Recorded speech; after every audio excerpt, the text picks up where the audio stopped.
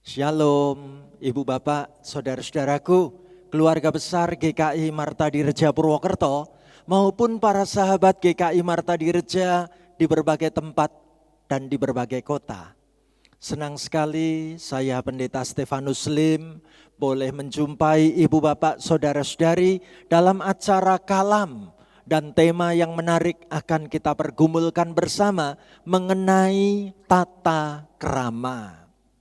Puji Tuhan, pagi tadi saya membawakan topik ini untuk mendampingi para calon pendeta di lingkup Sinode Wilayah GKI Jawa Tengah mengenai tata krama, dan saya rindu membagikan untuk kita bersama-sama.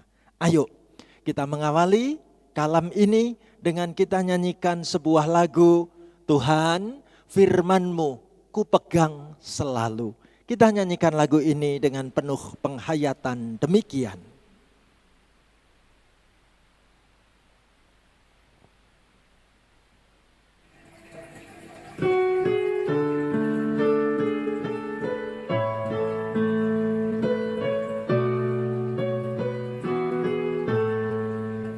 Firman-Mu ku pegang selalu, saat duka, saat senang, jalan hidup yang akan datang, tangan Tuhan yang memegang. Pencobaan menghimpit aku dan menjadi keluhanku, firman-Mu ku pegang selalu, sayap-Mu tempat berteduh. Firman-Mu Tuhan ku pegang selalu. Hilanglah keraguanku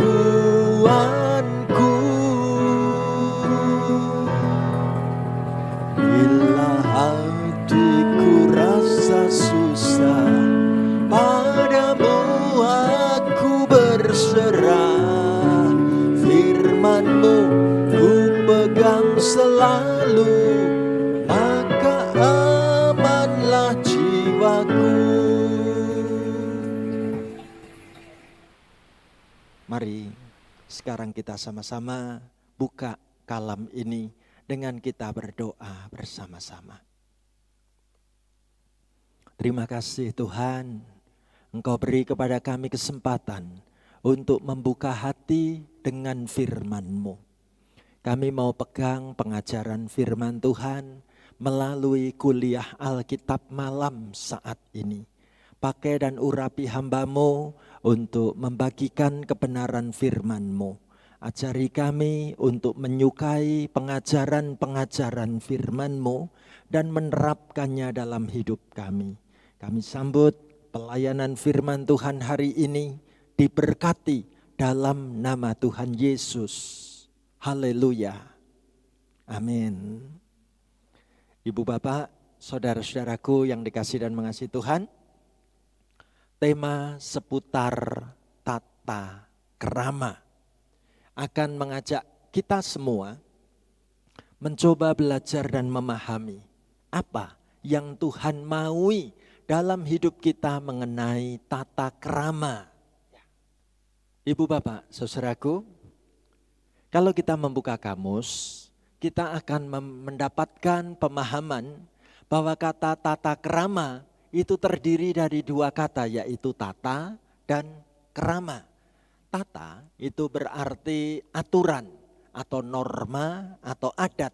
Nah, kalau krama itu berarti sopan santun, bisa tingkah lakunya, perilakunya, bahasanya, pakaiannya tampak santun, begitu ya. Nah, Ibu Bapak, saudaraku terkasih, jadi pengertian tata krama itu menunjukkan tentang aturan kehidupan dalam hubungan antara manusia yang berkaitan erat dengan etika. Sehingga orang bisa katakan perilaku seseorang yang beretika itu mencerminkan pribadi yang memiliki tata krama. Seorang anak Tuhan menulis kata-kata yang keren. Attitude is everything. Ya. Sikap itu adalah segala-galanya. Tindakan sikap kita itu adalah segala-galanya. Itu sebabnya kita ingat dulu waktu kita masih kanak-kanak. Apa yang diajarkan oleh orang tua dan keluarga kita mengenai tata krama. Kita ingat banget dulu waktu kecil ada 10 aturan tata krama yang terus diajarkan kepada anak-anak. Yang pertama, seorang anak diajari untuk menyapa atau memberi salam. Tidak diem saja, tapi mau menyapa, mau memberi salam. Ya, itu luar biasa. Yang kedua, seorang anak kalau mau minta bantuan orang lain, mesti diajari untuk mengatakan tolong. Ya, bukan perintah-perintah langsung begitu ya. Bahkan seorang anak diajari kalau menerima sesuatu, mesti bisa mengucapkan terima kasih. Ya. Bahkan kalau seorang anak berbuat salah, bagaimana belajar untuk berani mengatakan aku meminta maaf. Bahkan kalau mulai diajak bercakap-cakap, berbicara, seorang anak diminta untuk berani menatap mata. Ya, ketika berbicara bukan ditinggal lihat mana-mana, begitu ya. Nah, juga ada tata krama, bagaimana saat ada orang lain bicara, aku tidak akan memotong atau menyela. Aku mesti kasih kesempatan orang itu bicara. Lalu ditunjukkan bagaimana tata krama yang baik seorang anak itu mau berbagi, tepatnya bersabar menunggu giliran. Ya, memang nomor urutku segini, biar yang di depan duluan, begitu ya. Bahkan ada peraturan juga seputar etiket pada saat makan. Ya, bagaimana saat makan mulut kita tidak bersuara, tidak menunjukkan mengunyahnya itu sambil tampak memunculkan suara-suara berkecap. Ya. Bagaimana menjagai diri ketika kita makan, kita masih terlihat santun, tidak belepotan di mana-mana gitu ya. Kita juga belajar soal tata krama, bagaimana seorang anak mesti dididik menepati janji dan tepat waktu. Ya. Juga yang terakhir dikatakan, bagaimana kalau aku butuh meminjam barang orang lain, aku mesti minta izin lebih dahulu. Dari kecil kita mendapatkan peraturan-peraturan tata krama yang menarik seperti ini. Pertanyaannya, Pak Stefanus, apa gunanya belajar tata krama? Manfaatnya itu apa? Ya, digambarkan manfaatnya menarik sekali. Bagaimana akan memudahkan hubungan baik dengan orang lain. Kalau kita punya tata krama hubungan dengan orang lain itu tampak jadi lebih mudah dan lebih baik. Ya. Yang kedua, melalui tata krama kita bisa menciptakan kedamaian dalam kehidupan sosial. Ya. Yang ketiga, melalui tata krama kita bisa menghindari terjadinya pertentangan. Yang keempat, melalui tata krama kita bisa mendapat kemudahan dalam berelasi dengan orang lain. Yang kelima, kalau aku memiliki tata krama, membuat diriku ini nanti disegani dan juga disenangi orang lain. Ya. Yang keenam, ternyata tata krama itu memberi keyakinan diri dalam setiap situasi. Dan yang ketujuh, bagaimana tata krama itu bisa memelihara suasana bergereja yang baik ya. Yang kedelapan, tata krama ternyata bisa sungguh-sungguh menumbuhkan kesadaran bahwa tata krama itu penting. Nah, itu manfaatnya. Ibu Bapak, saudaraku terkasih, sekarang kita pasti bertanya-tanya, apa contoh sederhana soal tata krama? Ya, baik. Bagaimana dari kecil kita diajari untuk bisa bersikap sopan dan ramah saat menyapa atau memberi salam. Beberapa orang memiliki perasaan aku lebih tinggi levelnya. Jadi aku nggak perlu menyapa duluan, aku nggak mau kasih tangan duluan. Apakah sikap kita ini diketahui orang lain? Pasti diketahui, pasti di batin. Orang ini angkuh sekali, nggak pernah menyapa duluan, nggak mau mengulurkan tangan ngajak salaman. Itu zaman sebelum pandemi itu ya. Kalau salam pun sekarang nggak usah salaman juga bisa. Kasih salam namaste. Oke juga kan? Tapi aku yang mengawali, ada kerendahan hatiku. Kita lihat bagaimana contoh sederhana yang kedua. Aku mau memberi perhatian kepada orang lain. Bukan cuek. Ya. Tampak orang itu betul-betul sedang dalam kesulitan. Kenapa tidak aku bantu? Gitu ya. Dan juga tata krama mengajari kita berusaha menjaga perasaan orang lain. Ya, aku kalau bicara aku juga pikirkan perasaan hatinya. Aku melakukan apapun aku memikirkan kok perasaan orang itu. Itu namanya kita punya tata krama. Atau bahkan tata krama yang baik membuat kita bersikap ingin membantu atau menolong tanpa harus diminta. Bahkan contoh sederhana soal tata krama, bagaimana kita ini sungguh-sungguh bisa memiliki rasa toleransi. Ya, kalau aku ngobrol, aku perhatiin soal adatnya, soal sukunya, soal bahasanya walaupun berbeda, aku menghargai perbedaan itu. Ya, bagaimana contoh soal tata krama, kita dapat mengendalikan emosi dalam situasi apapun. Ya, bahkan ketika kita di jalan raya pun kita tetap menjunjung tinggi tata krama. Aku bersikap benar kalau di jalan raya. Ya, bahkan aku pun berpakaian dan berpenampilan baik dalam bergaul. Dan menarik sekali bagaimana ketika kita mau bicara soal tata krama, kita mau mengenal sopan santun pada saat diajak makan orang lain. Ya. Dan dimanapun aku selalu berkepribadian baik.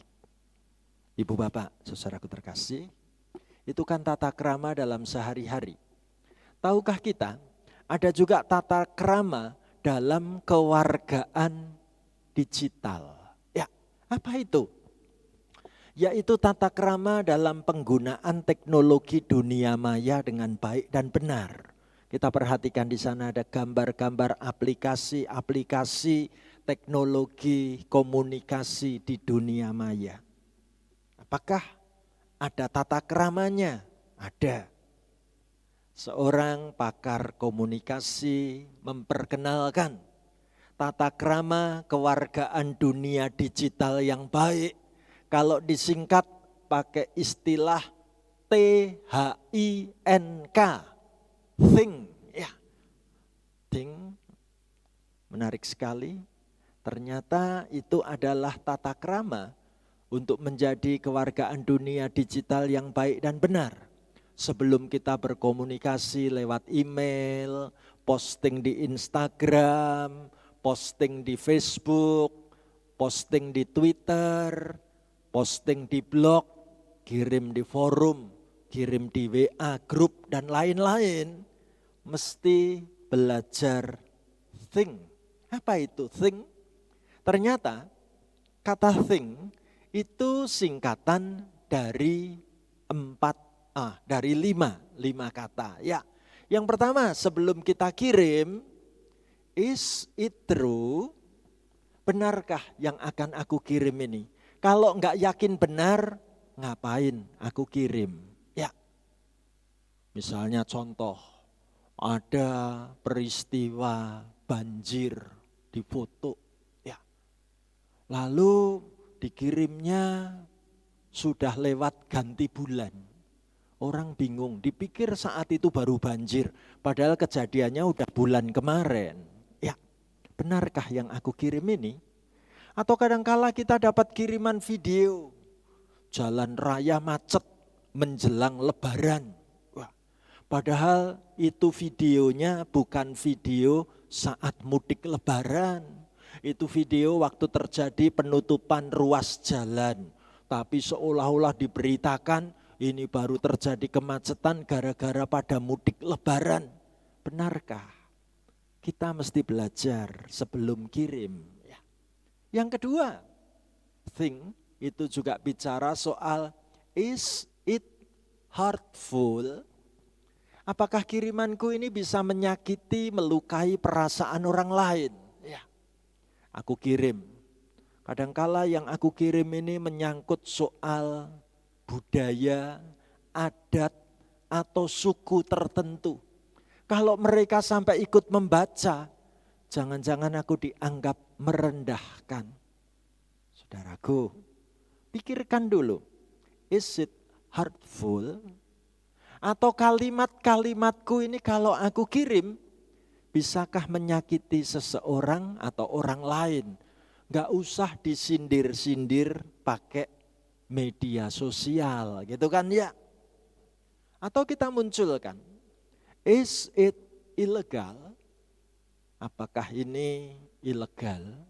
Menyalahi hukum? Ya.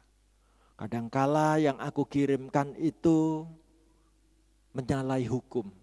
Tidak resmi secara hukum. Ya. Kirimannya diragukan. Menarik sekali. Kita juga bisa diajak melihat, is it necessary? Pentingkah sampai malam-malam jam 10 aja dikirim, padahal beritanya juga enggak penting-penting amat. Ya, orang sudah tidur baru dikiriminya jam 10 malam. Pentingkah? Dan menarik, ditunjukkan juga yang terakhir, is it kind? Santunkah? Panteskah? Kalau ini dikirimkan oleh aku sebagai seorang anak Tuhan. Ibu bapak saudaraku, lewat kalam saat ini kita mau diajak mencoret kehidupan yang lama. Hidup ini harus diperbarui, diperbaiki sikap-sikapku baik dalam bergaul maupun dalam berkomunikasi lewat dunia maya. Pertanyaannya, Pak Stefanus, apakah ada landasan ayat-ayat Alkitab seputar tata krama? Ada. Saya tunjukkan ada 2 ayat ya. Yang pertama, yuk kita baca bareng-bareng dari surat 1 Petrus 3 ayat 4. Kita ucapkan sama-sama demikian. Tetapi perhiasanmu ialah manusia batiniah yang tersembunyi dengan perhiasan yang tidak binasa, yang berasal dari roh yang lemah lembut dan tenteram, yang sangat berharga di mata Allah. Ibu bapak, saudaraku terkasih, perhiasan yang mahal harganya itu adalah manusia batiniah kita yang tersembunyi. Kehidupan, kepribadian diri kita, apakah itu seperti perhiasan yang mahal dan mulia? Sungguhkah kepribadianku ini walaupun tersembunyi, tidak tampak oleh mata, tapi aku menyimpan hal-hal yang baik. Yaitu perhiasan yang tidak binasa, yang berasal dari roh yang lemah lembut. Bagaimana kehidupanku ini memiliki kepribadian yang lemah lembut, tidak gampang emosional. Kelemah lembutanku tampak dalam perkataan dan dalam sikap terhadap orang lain. Roh yang tenteram, tidak gampang ketakutan, gelisah. Hidupku sungguh sangat berharga di mata Tuhan. Luar biasa. Firman Tuhan yang kedua, yuk kita baca bareng-bareng Efesus 2 ayat 10 ya. Karena kita ini buatan Allah, diciptakan dalam Kristus Yesus untuk melakukan pekerjaan baik yang dipersiapkan Allah sebelumnya. Ia mau supaya kita hidup di dalamnya. Saudaraku terkasih, menarik sekali. Tata krama ini dalam kehidupan kita sebagai anak Tuhan. Mesti kita imani bahwa aku diciptakan oleh Allah, buatan Allah. Aku diciptakan hidup di dalam Kristus Yesus untuk melakukan pekerjaan baik. Allah mau supaya aku hidup di dalamnya. Hidup tidak menjadi batu sandungan. Hidup menjadi contoh teladan yang sangat menarik. Ibu, bapak, saudaraku, bukankah ini artinya tata krama yang perlu kita ajarkan kepada seisi keluarga kita? Apa artinya sosok seorang yang sangat cerdas, tapi kalau enggak punya tata krama, ia pasti akan tersingkir dan sulit diterima dalam pergaulan. Apa artinya menjadi orang yang kaya raya, memiliki apapun, tapi dia tidak memiliki tata krama? Pasti akan direndahkan dan disepelekan orang, bukan? Ayo, lebih dari itu, kalau aku bersikap memiliki tata krama, aku sedang mempermuliakan Tuhanku. Maukah mulai hari ini kita bawa kehidupan kita dengan tata krama yang baik dan benar dalam situasi apapun, bersama dengan orang-orang yang kita kasihi, keluarga kita pun bertumbuh dengan tata krama yang memuliakan nama Tuhan. Kalau ini tekad hati kita, mari kita bersyukur bersama-sama, kita nyanyikan sebuah lagu, terima kasih Tuhan untuk kasih setiamu. Kita nyanyikan bersama.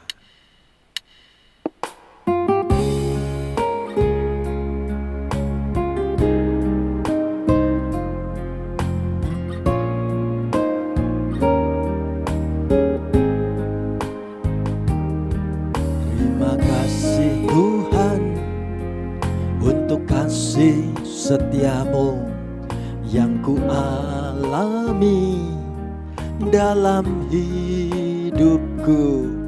Terima kasih Yesus untuk kebaikan-Mu sepanjang hidupku.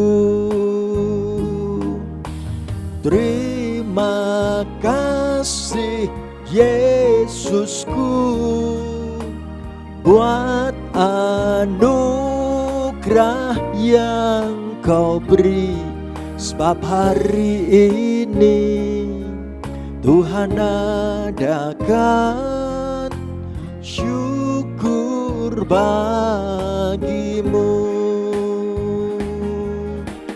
Terima kasih Yesusku buat anugerah yang Kau beri, sebab hari ini Tuhan adakan syukur bagimu. Amin. Ayo kita tutup dalam doa berkat bersama-sama. Biarlah kita berdoa diiringi musik lembut ini. Mari kita berdoa.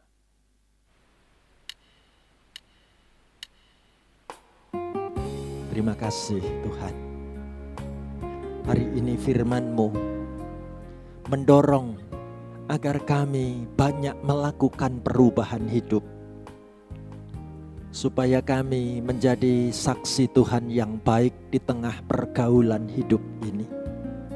Supaya sikap, perkataan, perbuatan kami menjadi contoh teladan yang benar. Terima kasih Tuhan. Biarlah kami boleh mengajak seisi keluarga kami, membenahi sikap sehari-hari kami seorang dengan yang lain. Kami mau memiliki prinsip tata krama dengan iman yang teguh kepadamu. Hamba doakan semua peserta kalam saat ini, dimanapun kami berada, kami diperlengkapi dengan sabda firman-Mu. Kami rindu mempraktekkan firman-Mu ini Tuhan.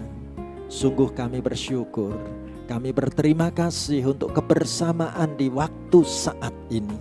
Biarlah tangan Tuhan yang menopang kami mengalami perubahan demi perubahan. Terima kasih Tuhan. Engkau berkati keluarga kami, Engkau topang kami dengan anugerah kasih cinta-Mu. Kami bawa rangkaian doa syukur kami diberkati dalam nama Tuhan Yesus. Terima kasih Tuhan untuk kasih setia-Mu. Haleluya. Amin. Ibu bapak, saudaraku, sampai di sini kalam kita. Tuhan memberkati. Salam sehat buat kita. Sampai kita bertemu dalam kalam berikutnya. Amin.